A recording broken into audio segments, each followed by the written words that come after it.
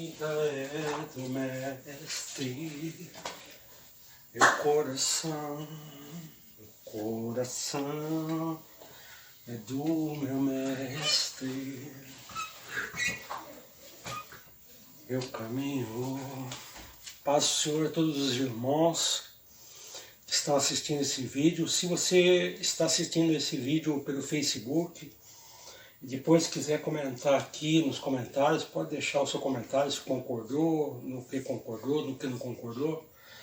E se estiver vendo pelo YouTube, este é o primeiro vídeo, né, que nós vamos gravar aqui para o YouTube, para o canal no Busque Bíblia BR. Então, se você estiver no YouTube, eu peço que você se inscreva aí no vermelho e ative o sininho de notificações para receber mais conteúdo, mais vídeo que nós vamos fazer mais. Esse é um dos primeiros, é o primeiro, inclusive, vídeo que você está assistindo aqui no YouTube ou no Facebook. Bom, o que nós vamos falar? Nós vamos falar sobre as diferenças que existem entre a Igreja Presbiteriana do Brasil e a Igreja Assembleia de Deus.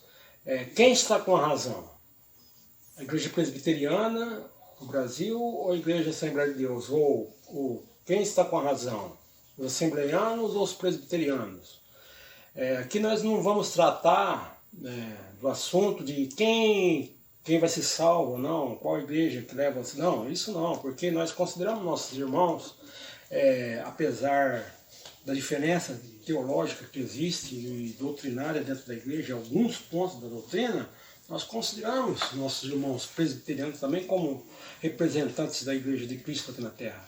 Visto que até esses dias eu vi no vídeo do YouTube o reverendo Hernandes Lopes Dias pregando numa igreja Assembleia de Deus. Então, se fosse reconciliável, né, as posições teológicas ou a doutrinária, ele não estaria pregando. Aqui mesmo na minha cidade, aqui na igreja Campo de Andiara, do pastor Piernas, né, que é de Andiara, e meu sogro dessa igreja Assembleia de Deus também, eu já vi assisti um culto, inclusive tem até foto do meu tio, com o pastor presbiteriano pregando, e ele pregou a palavra de Deus, ele não falou nada sobre Calvino. Então, qual a diferença que existe? Primeiramente, claro, não vou entrar em toda a história de Calvino e Armínio, mas eu quero dizer para vocês que a diferença que existe é que a Igreja Assembleia de Deus e outras igrejas pentecostais, neopentecostais, na maior parte elas são arminianistas, ou seja, seguem uma teologia de Jacob Armínio. Foi um grande teólogo que discordou de alguns pontos do calvinismo de João Calvino. João Calvino também foi um grande teólogo, ensinou muitas coisas boas também, mas nós vamos, é claro, eu vou aqui defender a posição da Assembleia de Deus. Então, meu tio Monção, eu quero agradecer, inclusive, meu tio Monção da Igreja Presbiteriana do Brasil. Ele é mais de 20 anos. Eu quero agradecer, inclusive, meu tio Antônio Monção, minha tia Sandra Barreto, que me enviou muita roupa, me enviou inclusive umas 15 gravatas, eu estou usando uma delas aqui. Eu gostei muito de gravata, muito boa. E ele tem, o meu tio Antônio Monção e minha tia Sandra, eles têm essa vontade, esse gosto pelas missões, para ajudar as pessoas, principalmente nessa fase aí que nós estamos passando do coronavírus. Ele gosta muito de atuar em missões, de ajudar, de juntar roupas, alimentos para as pessoas mais pobres. Ele tem esse gosto dentro dele, né? Então ele segue o mandamento de Jesus, né? Inclusive o apóstolo Tiago não diz lá, a religião pura e imaculada para com Deus Pai é esta, socorrer, visitar a viúva e o órfão em suas tribulações e manter-se a si mesmo incontaminado do mundo. Então não é somente fazer o bem, também não, é claro, tem que se manter incontaminado do mundo, das concupiscências que você havia deixado antes de você ter aceitado Jesus. Então vamos entrar logo por Gênesis, capítulo 4, versículo de 3 em diante. Bom, para quem tem alguma dificuldade de compreender aqui, entender as palavras aqui de João Ferreira de Almeida, apesar de ser uma atualizada, mas é uma linguagem mais antiga, eu tenho aqui uma tradução mais atualizada aqui da Bíblia, né? Inclusive foi enviada aqui para o meu tio Monção também, essa igreja, essa Bíblia aqui. E essa Bíblia aqui é a nova tradução na linguagem de hoje da Sociedade Bíblica Brasileira. Então, o mesmo capítulo 4, e o mesmo versículo, vou ler aqui numa linguagem mais atualizada, diz assim, capítulo 4 de Gênesis, versículo 3. O tempo passou, e um dia Caim pegou alguns produtos da terra e os ofereceu a Deus, o Senhor. Abel, por sua vez, pegou o primeiro carneirinho nascido do seu rebanho, matou e ofereceu as melhores partes ao Senhor. O Senhor ficou contente com Abel e com a sua oferta, mas rejeitou Caim e a sua oferta. Caim ficou furioso e fechou a cara. Então o Senhor disse: por que você está com raiva? E por que andas carrancudo? Se tivesse feito o que é certo, você estaria sorrindo, mas você agiu mal. Por isso o pecado está na porta à sua espera. Ele quer dominá-lo, mas você precisa vencê-lo. Então aqui está muito claro. Qualquer pessoa que nunca leu a Bíblia, que nem crente se vê essa passagem e vê o contexto, vai ver que o pecado estava próximo e ele, inclusive, ele mata o irmão dele, né? Ele mata Abel, Caim mata Abel. E por que ele faz tudo isso? Qualquer pessoa que lê aqui, que nem conhece o Evangelho, vai ver que é com inveja, né? Mas o que eu li nas Institutas de Calvino é alguma coisa, para mim, foi estranha e absurda. Eu quero até deixar para o meu tio Monção, Antônio Monção, para depois me explicar por que Calvino, de onde Calvino tirou essa ideia, né? Porque nas Institutas de Calvino, eu vou ler aqui esse mesmo versículo, e depois eu vou falar da expiação ilimitada, a eleição incondicional. Eu vou falar sobre a eleição incondicional. Então aqui nas Institutas de Calvino, olha o que diz Calvino em suas Institutas. Ele diz aqui, nas Institutas de Calvino, no livro 1º, capítulo 6, parágrafo 16, assim explica Gênesis 4:7, abre aspas, Calvino dizendo: citam aquela sentença do Gênesis: sobre ti serás o apetite dele, e sobre ele dominarás, que entendem ser sobre o pecado. Eu vou pular algumas linhas aqui para ser mais breve. Ele continua dizendo, Calvino: ora, nós dizemos antes, esteja concluente com a ordem da oração, que tal dito seja tomado sobre Abel. Isso aqui é impossível. Ou seja, o que Calvino está dizendo aqui é que Caim, Deus estava ordenando a Caim dominar não sobre o pecado, vencer não sobre o pecado, mas vencer sobre o seu irmão Abel. Ele deveria dominar. Quem queria dominar ele era Abel, então ele teria que vencer Abel, ou seja, ele teria que matar Abel. É isso que está dizendo. Ou não é? Qualquer calvinista me responda se é isso ou não. É claro, eu li claramente aqui.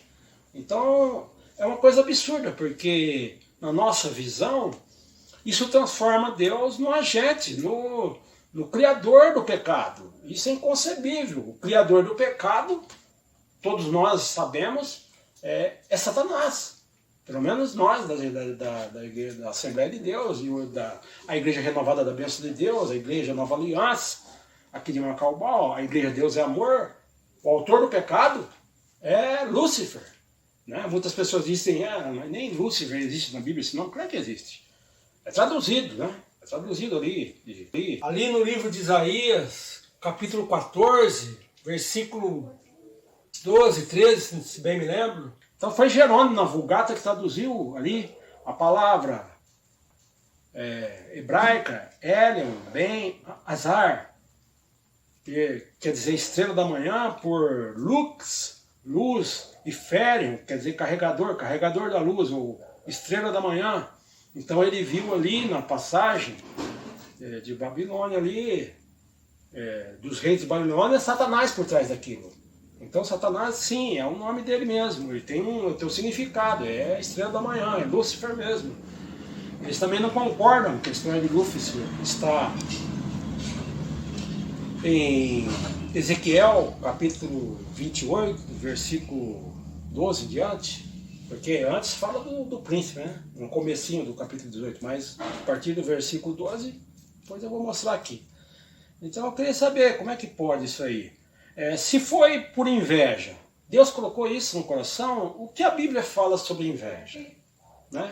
Vamos ver aqui o que a Bíblia fala sobre inveja. Vamos procurar aqui, Tiago 3, capítulo 3, vamos ver o que Tiago fala aqui.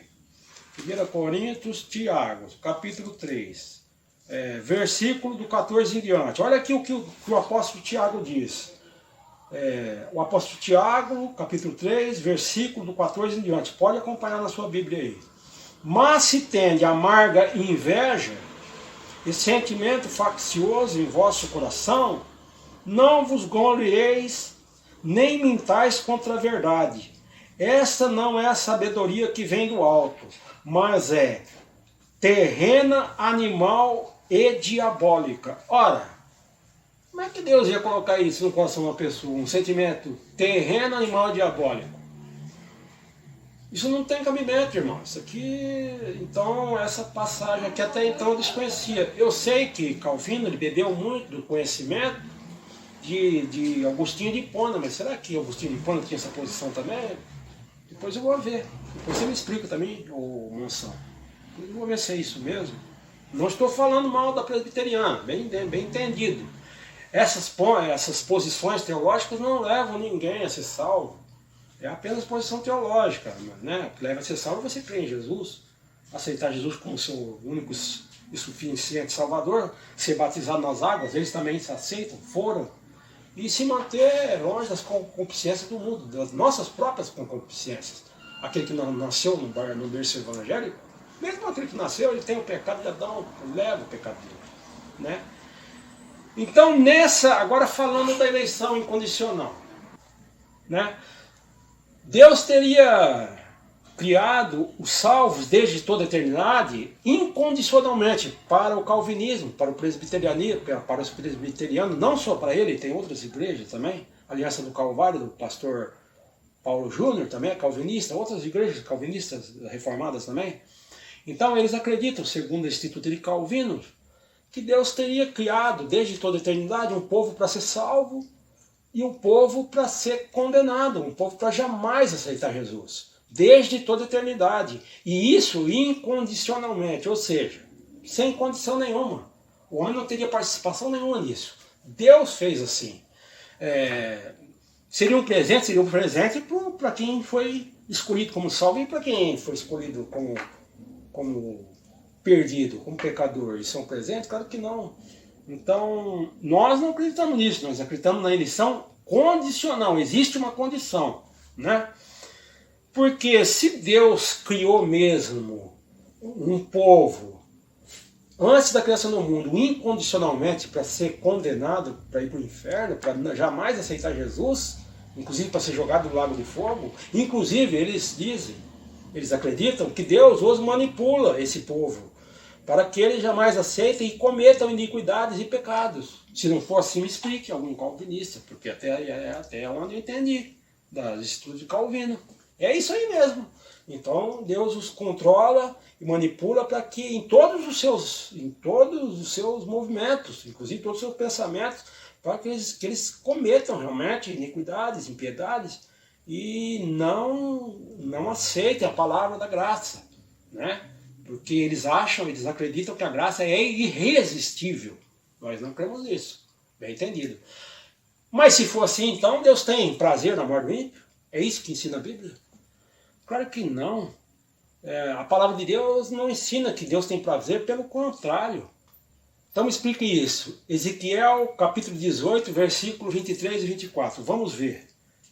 Ezequiel capítulo 18. Vamos ver se Deus tem prazer na morte do ímpio. Ezequiel capítulo 18, versículo de 23 em diante. Vamos ver aqui. Diz assim a palavra do Senhor, a partir do versículo 23. Ezequiel 18, a partir do versículo 23. Desejaria eu, de qualquer maneira, a morte do ímpio? Diz o Senhor Jeová. Não desejo antes que ele se converta dos seus caminhos e viva, mas desviando-se o justo da sua justiça e cometendo a iniquidade, fazendo conforme todas as abominações que faz o ímpio, porventura viverá? De todas as suas justiças que tiver feito, não se fará memória. E na sua transgressão com que transgrediu, e no seu pecado com que pecou, neles morrerá. Ou seja, aqui Deus está dizendo claramente, aqui é claro, está no Velho Testamento, aqui ele está falando de um povo que não estava obedecendo a lei ali, dada por Moisés. Ele está falando aqui, ele tem prazer, inclusive está falando que se morreu em seus pecados, para onde foi esse povo? Foi para o céu. Morreu em seus pecados, aqui está escrito. Foi para o inferno. Apesar de ter gente, tem umas igrejas que não acreditam no inferno, diz que o espírito dorme, que é o Seol, o inferno é o túmulo. Claro que não, é inferno mesmo, irmão. Não tem nada disso aí, não. O inferno ainda vai ser criado depois da grande tribulação. Não tem nada disso, não. Existe o inferno, sim. Jesus foi muito claro. E Lázaro e o rico lá, é uma parábola, uma mentira? Só era uma parábola? Claro que não. Jesus já existia muito antes disso, isso é uma história real. Jesus viu. Foi uma exceção, mas aconteceu. Então, como explicar isso aqui? Se Deus não tem prazer na morte do ímpio, ele criou os ímpios, ele criou o pecador para nunca aceitar Jesus, incondicionalmente, sem condição. Agora, o que a Assembleia de Deus acredita? O que a renovada da bênção de Deus, a igreja Deus é Amor aqui do meu vizinho, o Zé, do meu tio João Carlos, eles também, eles acreditam na eleição condicional, existe uma condição para você ser salvo. É claro, Deus escolheu como? Também desde toda a eternidade o salvo, mas como? Na sua presciência, porque Deus, ele é onisciente. Então ele não mandou João lá da ilha de Patmos, ele não arrebatou o espírito de João até a grande tribulação, uma coisa que nem ainda aconteceu, mas vai acontecer, porque está escrito. E o João não tentou se ajoelhar, se fosse uma visão, algumas eram visão ali, certo? Mas João não tentou ajoelhar aos pés do anjo, então ele estava espírito. E o anjo ergueu ele e disse, não façais assim, porque adorais a Deus, porque eu sou conservo teu, dos teus irmãos. Então, se Deus levou João para o futuro, então, todo mundo, até os calvinistas dizem que Deus é onisciente, ele trabalha na sua presciência. Então Deus ele escolheu algumas pessoas para serem salvas, porque ele viu na sua presciência que aquelas pessoas iriam responder à graça com fé. A palavra diz, meus irmãos, que sois salvos pela graça, mediante a fé, né? Isso não vem de vós, é dom de Deus. O quê? É a fé? Não, a graça. Porque a fé, o homem tem o livre-arbítrio de resistir, sim. A graça pode vir até o homem pode resistir. Ele pode começar a pensar no que ele vai perder com aquilo, se ele tem anda com uma mulher casada, se ele é viciado em drogas, ou se ele é viciado num jogo, sei lá, e ele conhece um pouco da doutrina, ele fala, eu não vou aceitar Jesus, porque eu vou ter que deixar isso, vou ter que deixar aquilo outro que eu fazia. Então ele tem esse poder de resistir. Deus, o homem tem o livre-arbítrio, um certo livre-arbítrio, é claro. Tem um calvinista, uma vez disse, se você não tem livre-arbítrio, você pode voar? Claro que não sou pássaro. Voar não posso, mas você pode também? Então não tem um livre-arbítrio. Como não tem livre-arbítrio? Você não pode andar? Não é livre-arbítrio? Você não pode ler, se você quiser, não é livre-arbítrio? Isso aí, eles falam livre-agência, né? Não vou entrar nem nesse caso, senão vai alongar demais. Aí vai ter que diferenciar o que é livre-agência, o que é livre-arbítrio, não. Então, pelo menos, mesmo como não tem um livre-arbítrio, Vamos supor, mesmo que o homem não tenha um livre-arbítrio, mas nesse momento da graça, Deus oferece um livre-arbítrio. Para que o homem, então, decida. Você quer aceitar Jesus ou não? Tem gente que aceita de primeira, tem gente que vai visitar a igreja, visita outras vezes, aceita bem depois. Tem pessoas que aceitam Jesus, realmente choram, lê a Bíblia, e pregam o evangelho para as pessoas, evangeliza na rua, nem pastor não é, estou falando de membros. E muitos anos dentro da igreja, depois, como um amigo meu, não vou citar o nome dele, mas ele fazia tudo isso daí, muitos anos, cantava inclusive na igreja, Assembleia de Deus, e aqui, Macau, não vou citar o nome, para não, né? Mas depois a mulher dele teve um caso aí, com o irmão dele, depois ele se desgostou e sai da igreja, então entra na bebida, então as hostes infernais, o cara toma conta, vai, vira mendigo, vai para Rio Preto, começa a usar droga, crack, e ele morre então, não sei se ele se arrependeu ou não, mas ele morre dormindo, morre bêbado, não voltou para a igreja, não sei se foi salvo ou não, porque eu não sei se naquele dia ele teve uma conversa com Deus, não sei o que aconteceu com ele, mas a Bíblia tem muitas passagens que as pessoas, elas, depois de ter aceitado Jesus, perderam a salvação. Quer ver uma? Tem várias, mas vamos citar algumas, para não alongar muito esse vídeo. Vamos em 2 Pedro, para ver se a pessoa consegue resistir à graça. Uma vez salvo, salvo para sempre, uma vez salvo ele não cai mais. Vamos ver se isso é verdade. Então vamos em 2 Pedro. 2 Pedro, aqui. 2 Pedro, já estava aqui já. Aqui. 2 Pedro, inclusive nós estávamos conversando ontem, o meu irmão da igreja Renovada da Bênção de Deus, nós estávamos falando sobre esse capítulo aqui. Olha aqui, ó. O meu irmão Ricardo, que vem orando muito por mim, muito obrigado, viu, Ricardo? Da igreja Renovada da Bênção de Deus, do pastor Valdemir Batista Ferreira, a pastora Ana e o pastor Oséias. Olha o que diz aqui.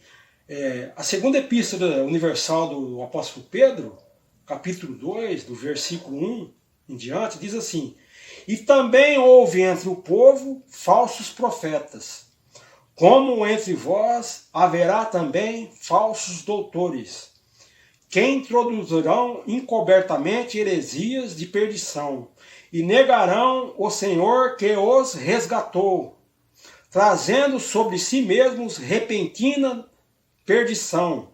E muitos seguirão as suas dissoluções, pelos quais será blasfemado o caminho da verdade. E por avareza farão de vós negócio com palavras fingidas, sobre os quais já de largo tempo não será tardia a sentença, e a sua perdição não dormita. Quem é o Senhor que os resgatou aqui? É Jesus, aqui é muito claro. É Jesus. A palavra resgatou. O que a palavra resgatou? Ele resgatou de um buraco, de uma prisão? Claro que não. Ele resgatou dos pecados. Então, esses falsos doutores, eles estavam resgatados. Eles estavam salvos. Mas, num momento da vida deles, a avareza volta ao coração deles, né? Não é o que acontece em muitas igrejas. A pessoa é um membro, aí chega pastor, mas aí depois a igreja vai enchendo, aí ele vê o dízimo, e não são todas, algumas, viu, irmão? Mas aí ele vê a igreja enchendo, muita gente, aí vê o dízimo e oferta, aí ele não coloca mais o coração em salvar as pessoas, mas em ganhar dízimo e ofertas, e aí ele começa a passear pela Bíblia, procurando passagens que falam de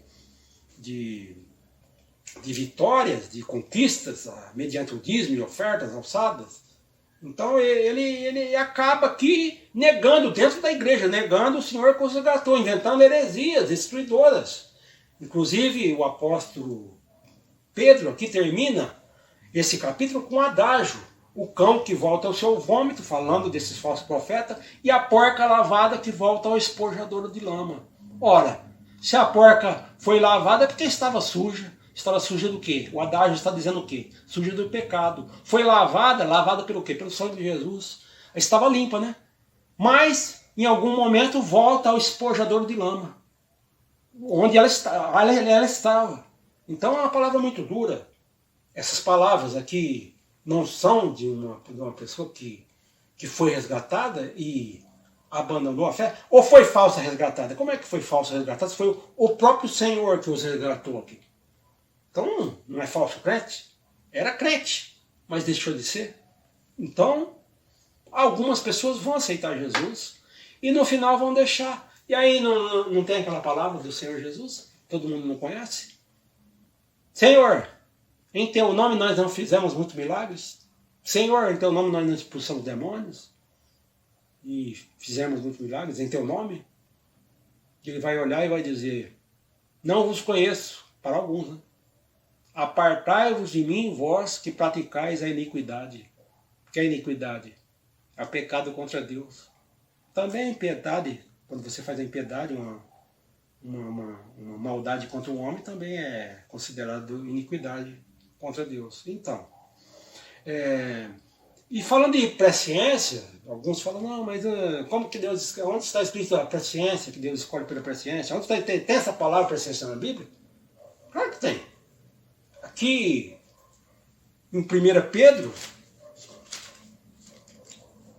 eu estava em segunda, está certo, né? 1 Pedro, logo no começo aqui, 1 Pedro, na saudação que ele faz aqui, aqui ó, 1 Pedro capítulo 1, versículo 1 em diante, diz assim, a palavra do Senhor, Pedro, apóstolo de Jesus Cristo, aos estrangeiros dispersos do Ponto, Galáxia, Capadócia, Ásia e Betínia, eleitos segundo a presciência de Deus Pai, em santificação do Espírito, para a obediência e aspersão do sangue de Jesus Cristo. Graça e paz vos seja multiplicada. Aqui não está falando claramente? Eleitos, no versículo 2, eleitos segundo a presciência de Deus Pai. Então, aqui o apóstolo... Está certo que em algumas tradições, como essa aqui, por exemplo, está escrito outra palavra, não está escrito presciência. Eles colocaram aqui segundo o seu propósito. Mas será que o grego do Novo Testamento permite essa ambiguidade da palavra? Transformar a presciência em propósito? Propósito não tem nada a ver com presciência. Propósito é um querer, é um objetivo. Presciência é uma ciência que prevê. Deus tem a presciência. É ver além do presente as coisas que ainda vão acontecer. Então, será que João Ferreira de Almeida... Por que João Ferreira de Almeida escreveu aqui presciência? Será que João Ferreira de Almeida ele não conhecia o grego? Ele conhecia o hebraico, a equipe que trabalhou com ele conhecia o hebraico, o grego, o aramaico, senão não tinha como ele fazer isso aqui.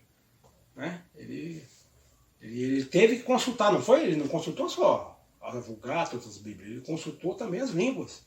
Entendeu, irmão? Desculpe eu estar falando assim meio... Eu posso estar sendo meio áspero na palavra, né? Me perdoe, é meu jeito mesmo. Mas eu não estou dizendo, não estou aqui criticando meus irmãos da Presbiteriana do Brasil, que tem sido muito bom comigo. Eu sei que eles não vão encontrar na Novo Céu, Nova Terra, se eu for salvo, se eu não me desviar do caminho, espero que não, eu oro para Deus para que não. Vamos ler 1 Coríntios, capítulo 10, e vamos ver o que o apóstolo Paulo fala à igreja de Coríntios. Em 1 Coríntios, capítulo 10, aqui do versículo 8, olha o conselho que o apóstolo Paulo está dando à igreja. Isso aqui não está dando a ímpio, a pecador, não, ele está dando à igreja. Olha só o que ele diz. E não nos prostituamos, como alguns deles fizeram, e caíram num dia 23.000. E não tentemos a Cristo, como alguns deles também tentaram, e pereceram pelas serpentes. E não murmureis, como também alguns deles murmuraram, e pecaram pelo destruidor. E pereceram pelo destruidor. Ora, tudo isto lhes sobreveio como figuras, estão escritas para aviso nosso, para quem já são chegados os fins dos séculos. Aqueles, pois, que cuidam estar em pé, olha, não caia. Inclusive o meu tio Monção, ele me falou essa palavra, aquele, pois, que cuida em pé, olha, não caia. Ele diz que eu concordo com ele, nós cometemos alguns pecados, nós não somos também inconscientemente, nós acabamos pedindo cometendo alguns pecados, e aí na madrugada nós temos que pedir perdão, e Deus ele perdoa todas as manhãs. Mas o que sentido teria Paulo escrever aqui para a igreja, dando todos esses conselhos, dizendo, falando aqui do povo hebreu, dos filhos de Israel, que andaram 40 anos no deserto, que Moisés se levou para ser tentado pelo Senhor, e para que nós não fizéssemos isso aqui, tudo isso que eles fizeram, e para que aquele que cuida está em pé, olha que não cai. Ora, está em pé o quê? Como é que é? Está em pé. Está em pé, está salvo, mano. Não é porque está de pé, não é? Aqui está falando literalmente, não. Aqui está em pé. Aquele que está em pé, cuida que não cai. Está certo, meu filho, meu tio Monsanto falou corretamente. Aquele que está em pé, cuida que não cai, ele falou para mim. Né? E nós cometemos pecado, então, mas aqui, nessa passagem aqui, se você ler o contexto aqui, quando termina, aquele que está em pé cuida que não cai, está dizendo para que não caia nessas coisas aqui que eles cometeram. Então eles estavam, até certo momento, estavam seguindo a lei de Moisés, a lei que foi dada para Moisés, mas depois começaram a questionar, a reclamar, a colocar em dúvida a palavra de Deus, porque até então era a lei que estava sendo dada a Moisés e dita por Abraão, né?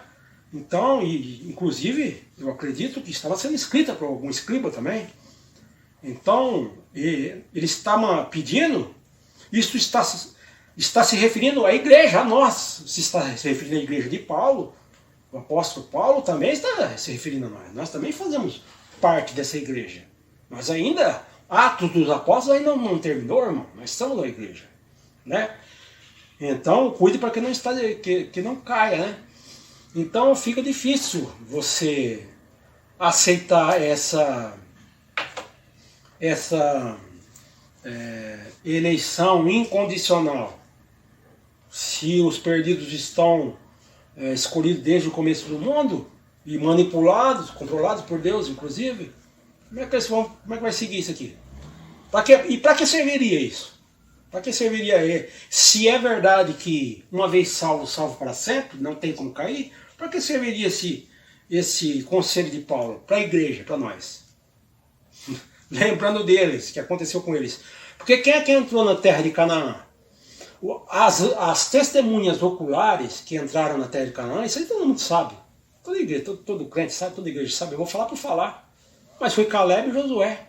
Eles foram testemunhas oculares do mar que abriu, né? Da coluna de fogo, da rocha, da água, do maná, tudo aquilo ali. Mas depois, do maná não sei, porque talvez os netos deles também comeram daquilo, né? Mas os netos não foram testemunhas, não passaram pelo mar, eles não viram a pedra, a coluna de fogo, tudo aquilo ali. Eles não viram isso. Então, os netos passaram, mas eles todos pereceram aqui, caíram tudo no deserto, desse jeito que está falando aqui. Então, nós não podemos cometer esses mesmos erros, né? Então, é um conselho para a igreja. Então, se não fosse possível cair da graça, para que serviria esse conselho? Estaria aqui, e inclusive está escrito que isso foi feito em figura para aviso nosso, da igreja, não é só para aviso de Paulo, da igreja de Corintos. Para toda igreja cristã, seja você de qualquer igreja, não estou falando da Assembleia de Deus só. Inclusive eu quero dizer uma coisa. Se você é da Assembleia de Deus e acha que os irmãos que estão na igreja Deus é Amor, que os irmãos que estão na igreja Presbiteriana do Brasil, que os irmãos que estão na igreja Batista, que os irmãos que estão na igreja, por exemplo, renovada, Nova Aliança, não vão ser salvos, porque não são da Assembleia de Deus, você está muito enganado. Isso é um erro, isso chama facção. Porque a Assembleia de Deus tem condição de estar em todos os lugares, tem condição de estar em todos os recantos, no fundo do sertão lá, e se lá no fundo do sertão tiver uma batista, aí não é uma Assembleia de Deus, então ninguém vai ser salvo, porque não é a Assembleia de Deus. E se for que nem a igreja do João Carlos, meu tio João Carlos, a Deus é Amor, do irmão Zé aqui do meu lado, o vizinho, não vai ser salvo se tiver lá uma Deus é Amor, não for Assembleia de Deus? Porque Deus é Amor? Quem é que falou isso aí? Quem ensinou isso? Isso aí chama facção. Você achar que a placa da sua igreja é a única. Eu estou dizendo para todas. Se você é de uma igreja, se você é da igreja de Deus é Amor, você acha que é a única representante de Deus aqui na Terra, porque porque tem alguns usos e costumes que as outras não fazem. Então se não tiver ela lá, ela tem condição de estar em todos os lugares? Em todos os recantos, todos os países, todos os mundos, todos os países? Lá no fundo da Nigéria, se tiver lá uma presbiteriana, não for a sua, não vai ser salvo? Se você é da Batista também, tem gente que gosta muito de defender a Batista, né? Você é da Batista, então, quer dizer, já vi Batista pregando na Batista e depois, pregando na Assembleia, desculpe, e depois dizer que é Batista, que é... Isso não tem cabimento, irmão, você seja da Cristã do Brasil ou não. Se alguma igreja, se você é de alguma igreja que sugere isso, que a sua igreja é a única representante de Jesus e Deus aqui na Terra, tire isso do pensamento. Isso é uma loucura. Isso é facção. Você não é obrigado a aceitar isso. Você pode continuar na sua igreja, normal, segue lá os usos e costumes da sua igreja, mas... Porque na glória, no dia lá, em Apocalipse, quando vê aqueles mártires vestidos de branco, né, com palmas na mão, são salvos, né, com areia no mar, você vai ver, eu tenho certeza do que eu estou dizendo, você vai ver muitos irmãos que não são dessa igreja, que são da Deus e Amor, que são da Assembleia de Deus, que são da Congregação Cristã, da Presbiteriana, até da Adventista, que muita gente critica, a Adventista sétimo dia, apesar deles também não concordarem, acharem que também, eu já acho que eles imaginam que só eles, por causa de guardar o sábado, alguma coisa, mas isso é um problema deles. Mas eu não acredito que dentro da igreja deles tem muitas pessoas que não creem nisso não, viu? Então, e não precisa, viu? Isso é mentira, isso aí não existe. Você tem que andar dentro da doutrina de Jesus. Agora, por que eu sou da Assembleia de Deus? Porque eu gosto da doutrina, também, de Jacob Armínio, gosto da doutrina da Assembleia de Deus, e sobre os dons. Tem pessoas que têm me questionado sobre os dons. Por quê? Porque a Assembleia de Deus, ela tem, como também a igreja Deus e Amor, aqui do meu vizinho, do meu tio João Carlos, do meu vizinho Zé aqui, eles têm também o dom de línguas. Então, algumas igrejas, com a Assembleia de Deus também, dizem que o dom de línguas é uma evidência do batismo pelo Espírito Santo. Também é uma evidência sobre o batismo do Espírito Santo, com o Espírito Santo. Mas não é a única evidência. Porque se fosse, como é que você me explica isso? 1 Coríntios capítulo 12, versículos 7 e 13. Como você me explica isso? Mas a manifestação do Espírito é dada para cada um para o que for útil. Porque a um pelo Espírito é dada a palavra da sabedoria, e a outro, pelo mesmo Espírito, é dada a ciência, e a outro, pelo mesmo Espírito, a fé, e a outro, pelo mesmo Espírito, dons de curar, e a outros, a operação de milagres, e a outros, a profecia, e a outro, o dom de discernir os espíritos, e a outro, a diversidade de línguas, e a outro, a interpretação de línguas. Mas um só e o mesmo Espírito opera todas essas coisas, repartindo particularmente a cada um como quer. Aqui não está dizendo que um crente vai ter todos esses dons. E nem que o dom de variedade de línguas aqui é superior aos outros dons. Está dizendo que o Espírito ele dá o dom como ele quer a cada um. Então alguns vai ter a operação de milagres. Dons de curar, como é o do meu vizinho aqui. Eu acredito que ele tem o dom de curar, porque eu já vi ele curando pessoas que estavam doentes, inclusive ele mesmo. Ele curou pessoas, então ele tem o dom de curar. Ele tem o dom de línguas? Não sei, ainda não vi. Né? Mas por que não tem o dom de línguas? Então não tem o Espírito Santo? Quem é que disse isso aí? O apóstolo Paulo está dizendo o contrário aqui. Ele está dizendo que o Espírito dá a alguns os dons de variedade de línguas.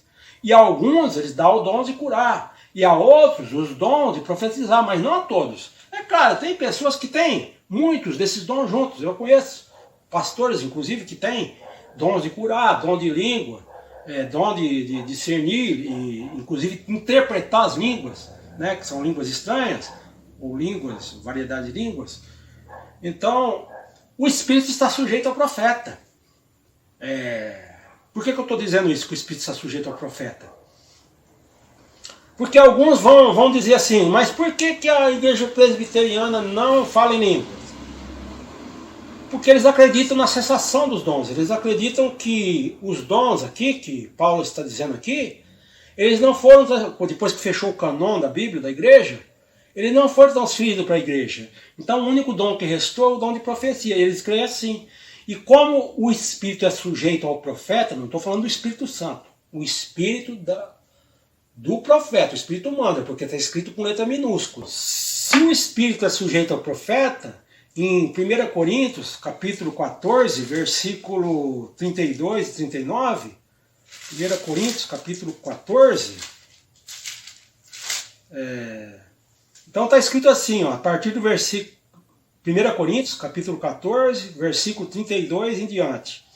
E os espíritos dos profetas estão sujeitos aos profetas, porque Deus não é Deus de confusão, senão de paz, como em todas as igrejas dos santos.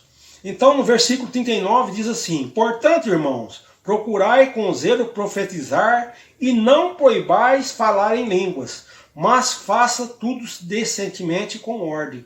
Mas o Espírito é sujeito ao profeta, ou seja, o profeta, a pessoa que está com o dom, ele tem domínio sobre, não sobre o Espírito Santo, claro que não, isso é impossível, domínio sobre Deus, mas ele tem domínio sobre o dom que está sobre ele.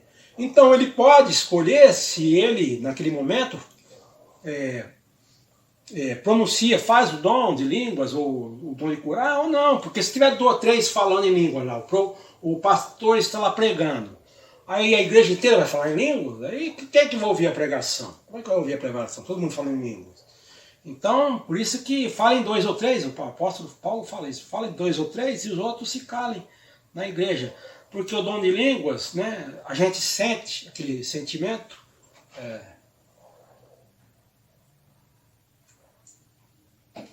de falar em línguas. Então a gente, né, é quase irresistível, na verdade. Então a gente começa a falar palavras incompreensíveis, inclusive para nós, mas nós, pelo menos eu, entendo que quando eu estou falando, a palavra muitas vezes é a palavra da Bíblia. São palavras que eu li, inclusive coisas que eu não li. Palavras que eu não li, depois eu vou procurar na Bíblia e acho.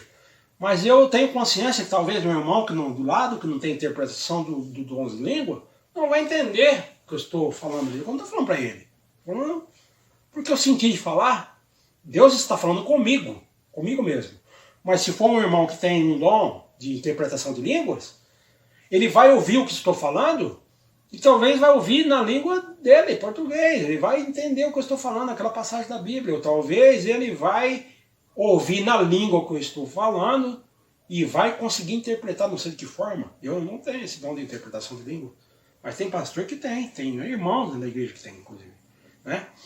Mas por que os presbiterianos não falam em línguas? Porque o Espírito é sujeito aos profetas. Então, se eles acreditam na cessação dos dons, então eles foi dado o dom de profecia. Porque o dom de profecia não é somente a profecia de prever, por exemplo, a vida de um irmão. Também é o dom da palavra, aquele que em casa ele começa a ter uma inspiração, lê a Bíblia, estuda a Bíblia e depois vai lá no púlpito e começa então a pregar a palavra de Deus. Os irmãos presbiterianos fazem isso, eles são pastores, são presbíteros, né? São também reverendos, tem os reverendos também. Então neles posa esse dom da profecia. E o Espírito Santo, que é Deus, respeita essa posição deles. Depois vai dizer se está certo ou não, lá no fim, quando abrir seus livros da vida, vai dizer quem está correto em sua teologia ou não, mas o que importa é que aceitou Jesus, se libertou das suas concupiscências da carne. Amém? E eu tenho uma outra coisa que eu ia dizer. Até os anjos, eles têm o livre-arbítrio. Os anjos têm livre-arbítrio. Porque se não tivesse, como é que se daria a queda de Lúcifer? Né? Apesar de muitos, eu sei que os calvinistas, a própria igreja presbiteriana não vai aceitar o que eu vou dizer aqui, mas Ezequiel capítulo 28, tá certo, Ezequiel, o profeta Ezequiel, ele está se levantando uma lamentação contra o príncipe de Tiro no começo, e depois do versículo 12, contra o rei de Tiro. Mas o que estava por trás do rei de Tiro? Apesar dos presbiterianos não aceitarem, por causa de Calvino, porque né, interpreta diferente, mas é muito claro, meu irmão, que aquela passagem ali está falando de Lúcifer, né? Por que Lúcifer caiu? Foi Deus que derrubou Lúcifer? Foi Deus que colocou aquilo? Vamos ver. Ezequiel 28, ele vem depois de Ezequiel 28 aqui, Joel, Daniel, Ezequiel 28, vamos ver o que diz aqui Ezequiel 28. Ezequiel 28 aqui, eu não vou começar do começo do rei de Tiro, do príncipe, porque senão vai ficar muito longo. Aqui tá certo. O príncipe era homem e estava querendo ser como Deus. Então Deus o entrega na mão dos inimigos, para dizer que você é homem, não é Deus. Então ele morre na mão dos inimigos. Então aqui é uma profecia que se cumpre, inclusive. Mas quando vem a lamentação sobre o rei de Tiro, no versículo 11 em diante, olha o que diz a palavra de Deus e vê se cabe ao rei isso aqui. Veio a mim a palavra do Senhor dizendo: Filho do homem, levanta uma lamentação sobre o rei de Tiro e diz-lhe: Assim diz o Senhor Jeová, tu és o afilador na medida, cheio de sabedoria e perfeito em formosura. Estavas no Éden de Deus, jardim de Deus, e toda pedra preciosa era a tua cobertura. Versículos adiante, versículo 14, para adiantar um pouquinho. Tu eras querubim ungido para proteger, e te estabeleci no monte santo de Deus, estavas. No meio das pedras afogueadas, andavas. Perfeito eras em teus caminhos, desde o dia em que foste criado, até que se achou iniquidade em ti.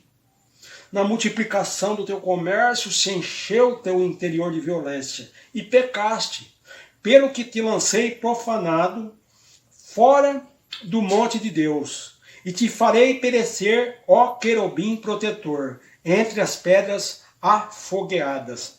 Ora, aqui nem é ele, nem é ele que está se dizendo como querubim protetor. Aqui está dizendo que Deus o estabeleceu como protetor, inclusive no monte de Deus, no Éden de Deus. Não está falando no Éden de Adão, porque o Éden de Adão não é o Éden de Deus, não tem nada a ver. Né? Aqui está falando nos santos dos santos. Éden de Deus quer dizer o lugar de Deus, é o santo dos santos, somente os serafins, somente querubins e serafins têm acesso a esse local. Isso daí a Bíblia mostra muito claramente. Qual é a igreja que não sabe disso? Até presbiteriano acho que sabe disso aí.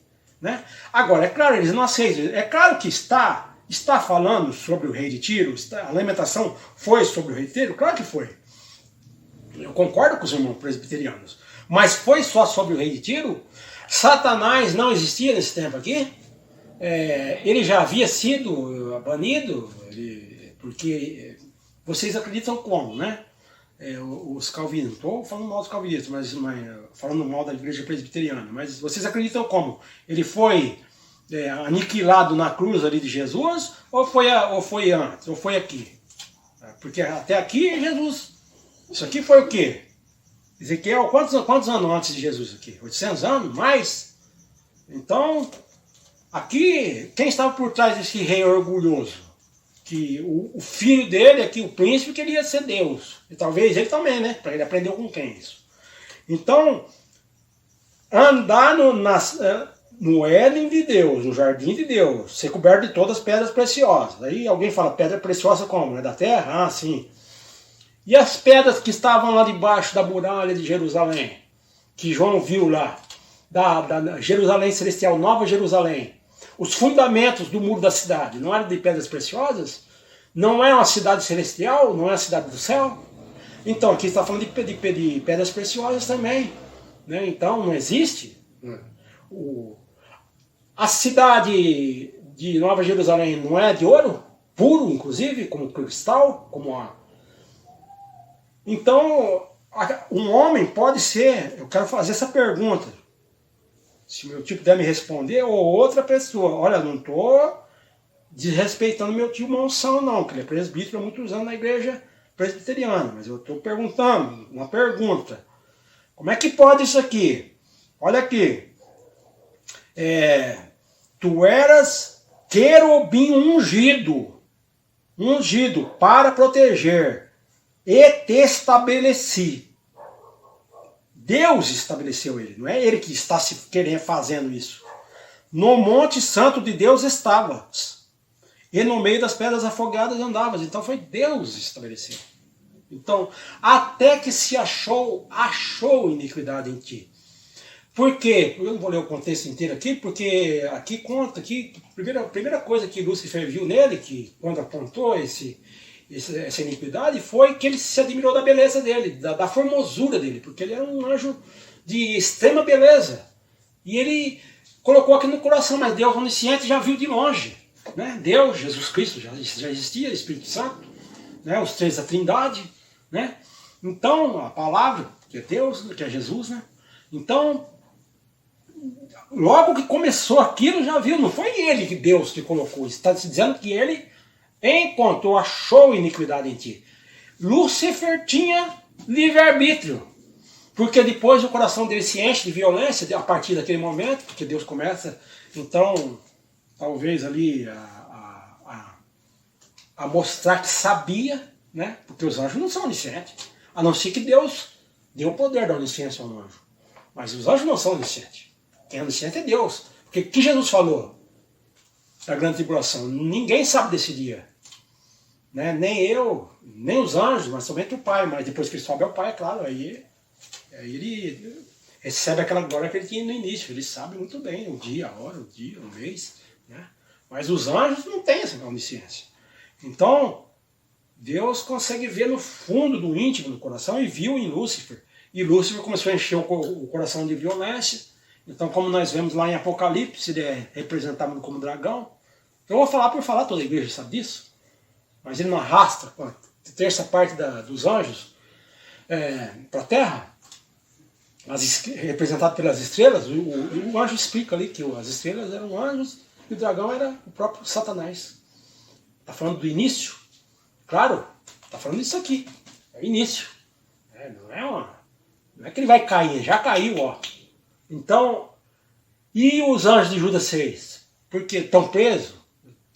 Claro, estão presos no abismo. Judas é muito claro. Não guardaram o seu principado e foram presos em algemas eternas para o juízo daquele grande dia. Mas foram todos os anjos que foram presos? Não. Porque lá em Apocalipse 9, nós vemos que o sexto anjo, ouvindo uma voz dos 4 pontos do altar, ele ouve uma voz ali no Apocalipse 9, você vai ver ali, ele ouve uma voz que diz, solta os 4 anjos que estão presos junto ao rio Eufrates, para que eles matam a terça parte dos homens, inclusive. Aí aparece, inclusive, uma multidão de milhões, que não pode ser um exército, tem que ser uma coalizão do exército. São anjos de Deus que estavam presos junto ao rio Eufrates? Claro que não, porque Deus ia prender os anjos dele mesmo. Claro que não. São anjos de Satanás, são esses anjos de Judas 6, que estavam preparados para dia, mês, hora e ano. Só Deus sabe esse dia, né? Mas ali está mostrando, quando ele sai, provavelmente esses 4 anjos são potestades, são anjos de comando, são principados. Então eles vão agir sobre as hostes infernais, eles vão dirigir os generais dos exércitos, das coalizões, e as hostes infernais provavelmente, com certeza, vão estar atuando sobre o exército, sobre os soldados desse exército. Amém, irmãos? Então vamos terminar então com a oração, né? Senhor Deus, Todo-Poderoso, Criador dos céus e da terra, nós estamos aqui diante da Tua presença, Senhor. Senhor, envias o Teu Santo Espírito, não somente a mim, para que eu compreenda, para que eu fale a Tua palavra, mas também para o irmão que está do outro lado também, para que ele compreenda, porque nós sabemos que uma mesma palavra, uma mesma passagem, um versículo pode ser entendida de modo diferente, conforme o Espírito Santo quer revelar. Então nós continuamos na sua presença, em nome do Pai, do Filho e do Espírito Santo. Amém. Glória a Deus. Então eu peço para os irmãos que, se puderem, se inscrevam no meu canal, no O Busque Bíblia BR, no YouTube, né? E curta também, né? Vocês vão estar me ajudando também. Peço aí, obrigado, tio Monção, obrigado, tia Sandra, pelas roupas, pelas gravatas. E se puder me responder, se eu fui muito áspero aqui, me perdoe, é meu jeito mesmo. Mas não tô querendo colocar areia na igreja de vocês, não. Então, é que eu não concordo com algumas posições teológicas do calvinismo, né? Senão eu seria da presbiteriana, não seja da Assembleia de Deus. A mesma coisa o tio, a tia, também não vai concordar com muita coisa que eu disse aqui, e nem concorda com muitas coisas do arminianismo, mas isso não é uma posição decisiva para a salvação, nós sabemos disso aí, né? Tá bom? Ó, irmão Ricardo, obrigado, viu? Você ter instalado as luzes aqui em casa, ter orado por nós, viu? Veio ontem aqui o irmão Ricardo, da igreja Renovada da Bênção de Deus, o pastor Valdemir, pastora Ana e pastor Oséias. Ele veio ontem, colocou um monte de luz aqui, falando muito. Ele gosta muito de falar sobre a Bíblia, e ensinou bastante coisa para mim. Ele conhece muita Bíblia, viu? Ele falou algumas coisas da Bíblia, eu pedi para ele ler em João lá, e ele falou umas coisas que eu guardei, uma coisa muito interessante. Nós conversamos, né? Sempre quando nós conversamos, coisa muito interessante. Obrigado, presbítero João Dan, evangelista Marco, presbítero Fabiano e diácono Júlio Sérgio, da Igreja Nova Aliança, quando nós nos encontramos lá no Monte da Glória de Deus, com o João Dan abriu, viu? Nós estamos sempre encontrando, tá bom? Valeu, obrigado. Deus abençoe a todos e orem por mim também, tá bem? Pela minha família, ok? Glória a Deus.